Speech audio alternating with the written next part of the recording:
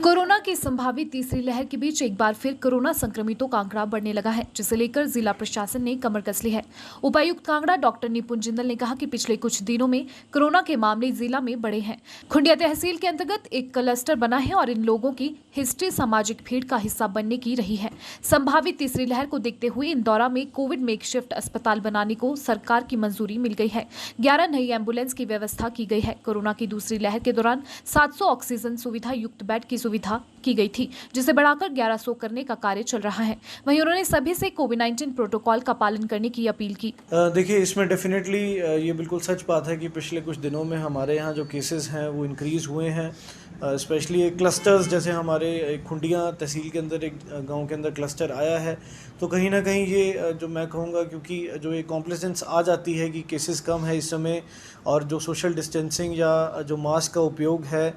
या फिर जो अन्य कोविड अप्रोप्रिएट बिहेवियर है, उसमें थोड़ा कोताही का डर रहता है।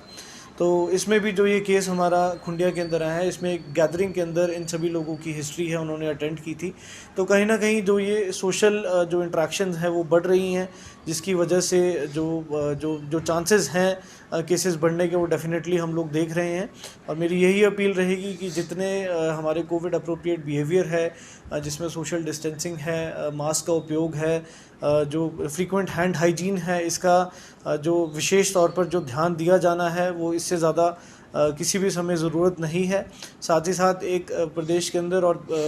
ज़िला के अंदर भी एक मास वैक्सीनेशन ड्राइव का शुरुआत की गई है, और जो हमारा ध्येय है वो ये है कि 15 अगस्त तक जितने लोग पॉसिबल हो सके उनको हम फर्स्ट डोज़ के साथ टीकाकरण कर दें। तो इसके लिए भी मैं अपील करना चाहूँगा कि जिन लोगों को अब तक कोविड का वैक्सीनेशन नहीं प्राप्त हुआ है, वो डेफिनेटली आगे आएँ, अपने आप को रजिस्टर कराएँ और जो उनके नज़दीकी वैक्सीनेशन सेंटर है वहाँ पे जाके अपना वैक्सीनेशन करवाएं। देखिए, जैसे यहाँ पे जो सेकेंड वेव के दौरान जो एक्सपीरियंस रहा है, करीबन 700 ऑक्सीजनेटेड बेड्स थे जिनको यूज़ किया गया था, उसको बढ़ाकर हमारा जो लक्ष्य है वो 1000 से 1100 बेड करने का है, यदि संभावित थर्ड वेव स्ट्राइक करती है। तो इसके लिए हमारे जो हमने देखा था इस ज़िले के अंदर जो अंडर सर्व्ड एरियाज़ हैं, वो देहरा, ज्वाली, इंदौरा, इस साइड थोड़ा सा जो कोई ऐसे कोविड फैसिलिटीज़ नहीं थी, और वहाँ के पेशेंट्स को